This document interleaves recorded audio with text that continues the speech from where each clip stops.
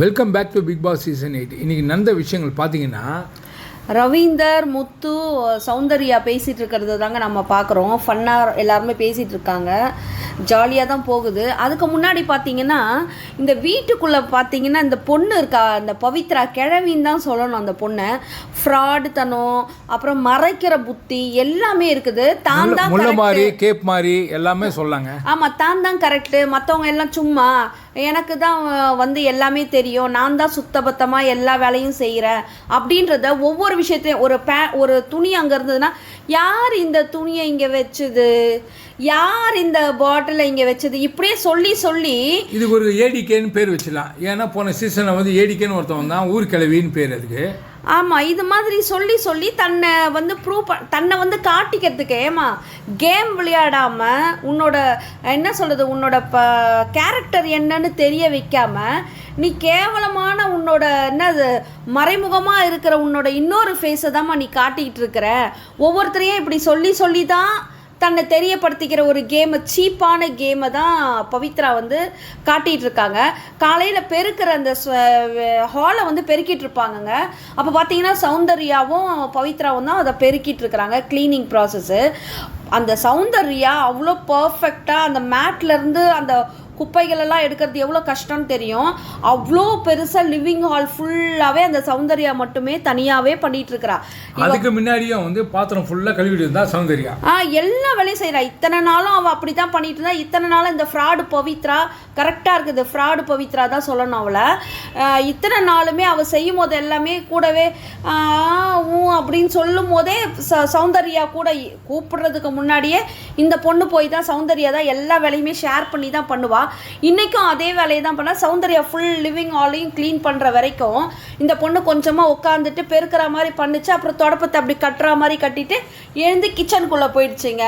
கிச்சனுக்குள்ளே போயிட்டு அங்கே போயிட்டு இந்த பாட்டிலை ஏன் இங்கே வச்சிங்க, இவங்களுக்கெல்லாம் சுத்தமாகவே வைக்கவே தெரியாது, இப்படி சொல்லிகிட்டே இருக்குதே தவிர அதுக்குள்ளே அந்த சௌந்தர்யா என்ன பண்ணிட்டா ஃபுல்லாக க்ளீன் பண்ணிகிட்டே வந்துட்டாங்க.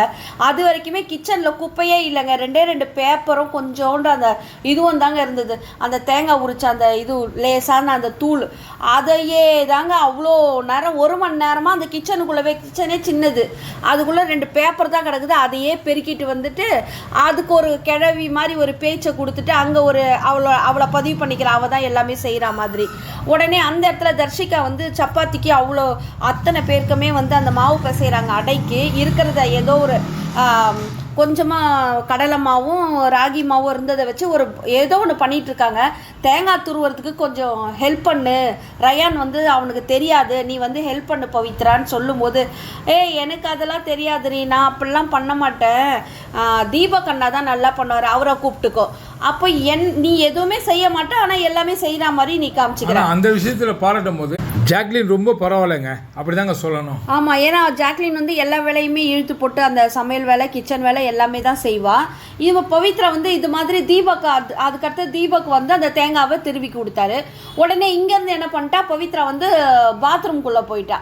அங்கே போயிட்டு என்ன பண்ணுறா, யார் இந்த துணியை வந்து இங்கே வச்சது, அதுக்கு உடனே என்ன பண்ணிட்டாங்க, அந்த சாச்சனா மற்றவங்கலாம் இருப்பாங்க, நீ ஏன் நைன்னு பேசிகிட்டு இருக்கிற, நீ செய்கிறதா இருந்தால் செய், எதுக்கு எல்லாரையும் பேசிகிட்டு இருக்கிற, ரொம்ப இரிட்டேஷனாக இருக்குது, நான் என்னடி பண்ணுவேன், எனக்கு அப்படி இருந்தால் பிடிக்காதுடி அப்படின்னு சொல்லிட்டு திரும்பவும் அதே தொடப்பக்கட்டையை வச்சுக்கின்னு அந்த இடத்த வந்து அந்த மேட்டை எடுத்து உதறி அந்த இடத்த பெருக்கிற மாதிரி ஒரு சீனை ஒன்று போட்டுது. அந்த இடத்துல குப்பையும் இல்லை, ஒன்றும் இல்லை, கையில் ஒரு தொடப்பமும் ஒரு முறமும் வச்சு சொல்ல. பார்த்தீங்கன்னா ஒரு அரசியல்வாதிகளாம் வருவாங்க, அவங்க வரும்போது சும்மா வீணாக ஒரு குப்பையை போட்டு பெருக்கிற மாதிரி காமிப்பாங்கல்ல, அந்த சீனை காமிச்சா பாருங்க, அதுதாங்க நடிகை.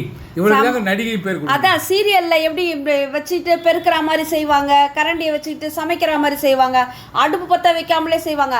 அது மாதிரி ஒரு சீரியல் ஆர்டிஸ்ட் வந்து பிக் பாஸ்க்குள்ளே விட்டுட்டு இவெல்லாம் வந்து அந்த 5 கண்டஸ்டன்ஸில் ஒருத்தியாக வந்து நிற்கிறா பாருங்க. ரொம்ப கோபமாக வருதுங்க.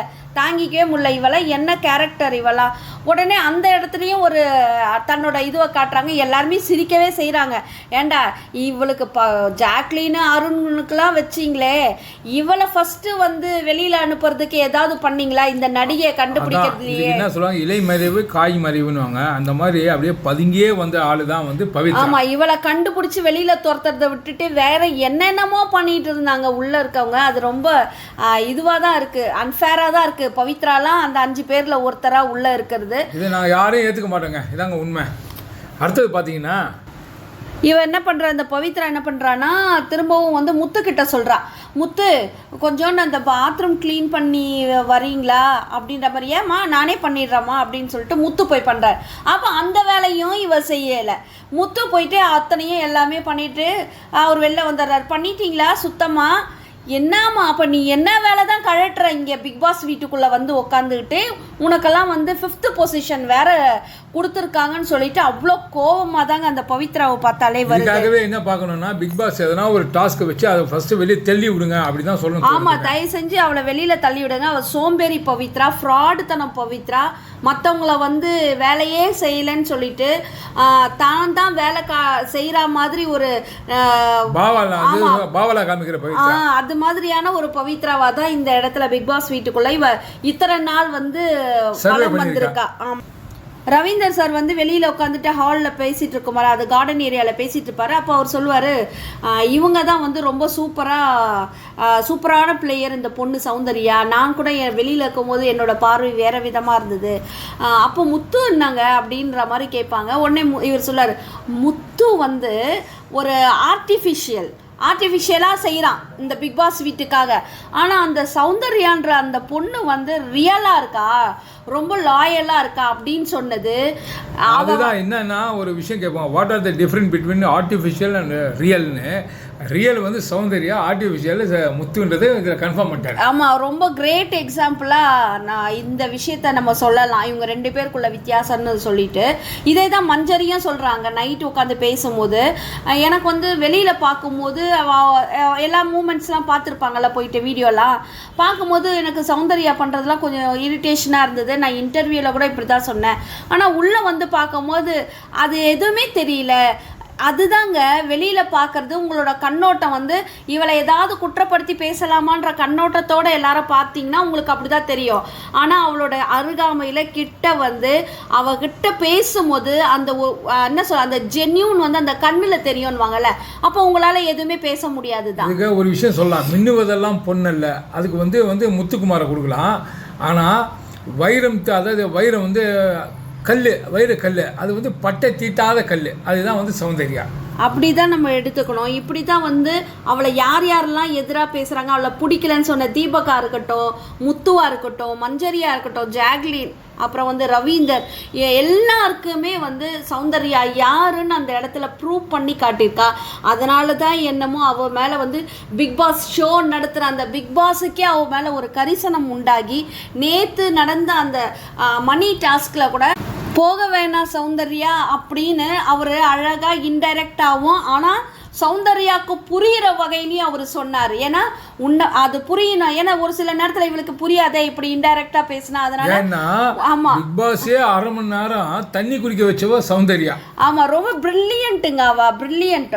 அவ என்ன சொல்றா, அதாவது பிக் பாஸ் சொல்றாரு, நீங்க வந்து உங்களை ப்ரூவ் பண்ணணும்னு அவசியம் இல்லை, நீங்க யாருன்னு உங்களுக்கு தெரியும், நீங்க ப்ரூவ் பண்ணி இருக்கீங்க அப்படின்ற சொன்ன அந்த வார்த்தை இருக்க பாருங்க, அவளுக்கு வந்து ரொம்ப உதவியாக இருந்தது. அவளுக்கு அதை புரிய வச்சுச்சு, என்ன இன்டென்ஷனில் பிக் பாஸ் நமக்கு சொல்கிறாரு அப்படின்றது புரிஞ்சிச்சு. இதுவே ஜாக்லினுக்கு சொல்லும் போது, நீ ப்ரூவ் பண்ணணும், 35 நிமிஷத்தில் நீ போ, வெளியில் மணி எடுக்க போ அப்படின்றது துரத்துறாரு. ஏன்னா ரொம்ப நேரம் அவங்க வெயிட் பண்ணிட்டு இருந்தாங்க. ஏன்னா ஜாக்லின் வந்து கேமுக்குள்ளே என்ட்ரு ஆகிற வரைக்கும் அந்த நேரத்தில் அவளோட ஆக்டிவிட்டீஸ்லாம் என்னவா இருக்குது, அவளோட குவாலிட்டி என்ன, இதுலையாச்சும் அவளோட மேம்படுத்திக்கிறாளான்னு பார்க்கறதுக்கு தான் அந்த டைம் பீரியடு கூட அவளுக்கு அவளுக்கு கொடுத்தாரு பிக் பாஸ். ஆனால் அந்த டைம் பீரியடில் அவளோட ஒரிஜினல் ஃபேஸை ஜாக்லின் காட்டினா, சௌந்தர்யாவை ஓரங்கட்டிட்டு மஞ்சரி கூடவும் மற்றவங்க கூடவும் இருந்ததை நம்ம அந்த இடத்துல பார்க்க முடிஞ்சிச்சு. அவள் அந்த இடத்துல வந்து ரொம்ப அன்ஃபேராக இருந்தா, உண்மையான அன்பை வந்து உதாசீனப்படுத்தினா. ஸோ இதெல்லாமே குவாலிட்டிஸாக தான் பார்க்குறாங்க. தன்னை எப்படி நம்ம வெளிக்காட்டிக்கிறோம், ஒரு நல்ல ஃப்ரெண்ட்ஷிப்பை. இது ரயான் பயங்கர பிரில்லியன்ட், அவன் உஷார் தான். அவன் அந்த பையன் வந்து சின்ன பையனாக இருந்தாலும் பயங்கர கேடித்தனம் கூட சொல்லலாம்னு வச்சுக்கிங்களேன். சௌந்தர்யா கூடவே இருப்பான், சௌந்தர்யாவே ரொம்ப டீஸ் பண்ணி நக்கல்லாம் அடிப்பான். ஆனால் அவன் ஸ்கோரை எந்த இடத்துல பேசணுமோ அந்த இடத்துல பேசுவான். இப்போவும் அவன் சௌந்தர்யா கூட இருக்கிற மாதிரி தான் இருக்குது. ஒரு சில நேரத்தில் வந்து அகெயின்ஸ்டாக இருக்கிற மாதிரியே இருக்குது. பவித்ராக்கு சப்போர்ட் பண்ணிட்டு இருக்கான். இந்த பையன் வந்து எப்படின்னா பேசுகிறான். அப்போ வந்து இவன் ரயான் வந்து ஒரு இடத்துல சொல்கிறான், தன்னை விட நம்ம இந்த வீட்டுக்குள்ளே நம்மளோட கேரக்டரையும் சேர்ந்து மக்கள் பார்க்குறாங்க, அதனால் கேரக்டர் ரொம்ப முக்கியம், நம்ம என்னவா இங்கே இந்த இடத்துல இருக்கிறோன்னு. அப்போ எவ்வளோ ப்ரில்லியன்ட் பாருங்கள். அந்த ப்ரில்லியன்சி ஜாக்லினுக்கு இல்லை. ஏன்னா அது தன்னால் தனக்குள்ளே இருக்கணும், இருந்தால் தானே அது வெளிப்படும். ஏன்னா ஏற்கனவே இந்த விஜய் சொல்லியிருப்பாரு, ரயான் நீ தான் வந்து கணிப்பை வந்து முன்னாடியே சொல்லி, ஜோசியக்காரர் அப்படி எப்படி வேணால் சொல்லலாம், நீ தான் முன்னாடியே சொல்லுவப்பா என்ன வேலை நடக்குது அப்படின்ற மாதிரி விஜய் சொல்லுவார். அப்படின்னா அவனை வந்து அவங்க வந்து நோட் பண்ணியிருக்காங்க. அதுதான் இந்த இடத்துல அதுதான் சொல்கிறேன் நான். பிக் பாஸ் வந்து இத்தனை கேமரா வச்சு நோட் பண்ணுறாங்க அப்படின்னா ஒவ்வொருத்தரை பற்றியும் தெரியும். அவங்களுக்கு தெரிஞ்சதுனால தான் அன்னைக்கு ரவீந்தரை கூட வந்து விஜேஎஸ் மூலயமா திட்ட வச்சது. இப்போ வந்து ரவீந்தர் இந்த வாரம் பார்த்தீங்கன்னா எது உண்மைன்றதை புரிஞ்சுக்கிட்டு அந்த உண்மையின் பக்கம் நிற்கணும். நிஜமாக அப்படித்தாங்க. யார் யாரெல்லாம் நீதியினோட பக்கமாக நிற்கிறாங்களோ, யார் யார் அநீதி பக்கமாக நிற்கிறாங்களோ, இதுதான் மேட்டர். அப்போது என்னதான் கேமாக இருந்தால் கூட நீங்கள் உங்ககிட்ட இருக்கிற அந்த ஜெனியூனிட்டி, லாயலாக இருக்கிறது, அதுதான் உங்களை வந்து எப்படி உங்களை வெளிப்படுத்துது அப்படின்றது இதுக்குள்ளே பிக் பாஸ் வீட்டுக்குள்ளே ஒரு பெரிய பாடமாக இருக்குதுங்க. நாங்கள் என்ன சொல்ல வரோம்னா, வாய்மையே வெல்லம், ஆனால் வாய் வெல்லாது. இதுதான் எங்களுடைய கருத்துங்க. ஆமாங்க, இதுதான் தங்கு. ஏன்னா அது அப்படித்தாங்க. நீ இப்போ எவ்வளோ தான் பேசினாலும் அதில் உண்மை இல்லைன்னா அந்த பேச்சுக்கு வேல்யூ இல்லை. அப்போ வேல்யூ எதுக்கு இருக்குது? உண்மைக்கு இருக்குது. அதுவும் நம்ம ஏன் சொல்கிறோம், குழந்தைங்களை எல்லாரும் ஏன் நேசிக்கிறோம் நீங்கள்லாம் கொஞ்சம் நினச்சி பாருங்களேன். ஏன்னா குழந்தைங்க பொய் பேசும், அந்த பொய் கூட அதுக்குள்ளே ஒரு உண்மை இருக்கும். அந்த குழந்தை கள்ளம் கபடம் இல்லாமல் ஏதோ ஒன்று பேசணுமே, நம்மளும் மற்றவங்கள மாதிரி பேசணுமே அப்படின்றதுனால அது பேசும். அப்படிப்பட்ட ஒரு குவாலிட்டி, நல்ல குட் குவாலிட்டி, ஜென்யூன், அதாவது குழந்தைத்தனமாக இருந்து ஒரு பிரில்லியன்சி, அதுதான் சௌந்தர்யா. ஆனால் வன்மமே ஒரு ஃபுல்லாகவே வச்சுக்கிட்டு மற்றவங்களை எப்படியாவது வீழ்த்தணும், நான் தான் அப்படி ப்ரூவ் பண்ணோம், அந்த நான் தான் வரும்போதே அப்படி நினைக்கும் போதே அந்த இடத்துல வந்து அவங்க தோல்வி அடைகிறாங்கன்றத உணர்ந்து நடந்துக்கிட்டால் எல்லாரையுமே யாரையுமே காயப்படுத்தாமல் ஒரு நல்ல ஒரு கேமாக இருக்கட்டும், நல்ல ஒரு கேமாகவே விளையாடி இருக்கலாம். முத்துக்குமார் அதை செய்ய தவறிட்டார். சௌந்தர்யா இதனால தான் மக்கள் மனசெல்லாம் வந்து அவங்க ஜெயிச்சிருக்கிறாங்க, கொள்ளையடிச்சிருக்காங்க சொல்லலாம். இதில் பார்த்தீங்கன்னா இப்போ வந்து முத்து, அப்புறம் சௌந்தர்யா, ரவீந்தர் 3 பேருமே வந்து கார்டன் ஏரியாவில் உட்காந்து பேசிகிட்டு இருக்கிறத பார்க்குறோங்க. அதில் வந்து இவர் ரொம்ப கவரப்பட்டிருக்கிறார் சௌந்தர்யாவில், ரவீந்தரும் முத்துவோன்றது நல்லாவே இந்த இடத்துல தெரியுது. அம்மா நீ எங்கே, சௌந்தர்யா சொல்கிறார், முத்து உள்ளே இருக்கிற உன் வாய்ஸ் வந்து வெளியில் போனால் கூட எல்லா இடத்துலையும் உன் வாய்ஸ் தான் கேட்கும் பொழுது முத்து, பயமாக இருக்கடா அப்படின்ற மாதிரி கிண்டல் பண்ணி ஜாலியாக பேசிகிட்டு இருப்பா. அதற்கு ரவீந்தர் சார் சொல்கிறாரு, அவர் என்னென்னா, அம்மா நான் வெளியில் போனேன்னா உனக்கு தான் நான் வந்து மேனேஜராக இருப்பேன், உன்னோட அந்த கால் ஷீட் இதோ சொல்லுவாங்கள்ல சினிமாவில், அது எல்லா விஷயமும் நான் தான் பார்ப்பேன், உனக்கு ஒரு அசிஸ்டன்ட் மாதிரி இருந்துக்குவேன் அப்படின்ற மாதிரி. என்னங்க சொல்கிறீங்க நீங்கள் அப்படின்ற, அது ஆமாம்மா உனக்கு அப்படி தான் இருக்குது.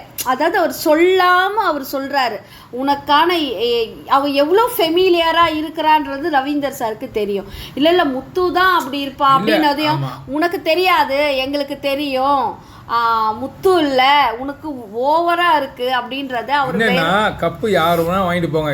உண்மையிலேயே யார் எதுக்கு சொல்ல வரேன்னா, நேற்று கூட இவங்க வந்தாங்க பாருங்க, நம்ம அவங்க பேர் என்னதுமா, நேற்று வந்தாங்களே அந்த வனிதா, அவங்க கூட சொல்லும்போது கப்பு யார் வேணால் வாங்கிக்கலாம், ஆனால் மக்கள் மனதில் இடம் பெறது யார் அப்படின்றத ஒரு நாசுக்காக சொல்லிட்டு போச்சு. அது வந்து எந்த வாயாவனா இருக்கட்டும், ஆனால் நல்ல வாய், அதுவே சொல்லுறேன் நான் நார வாயாத கூட இங்கே ஒரு விஷயங்கள் வந்து ஓப்பனாக சொல்லிட்டு போனதுக்கு அதுக்கு மகிழ்ச்சியாக தான் இருந்தது.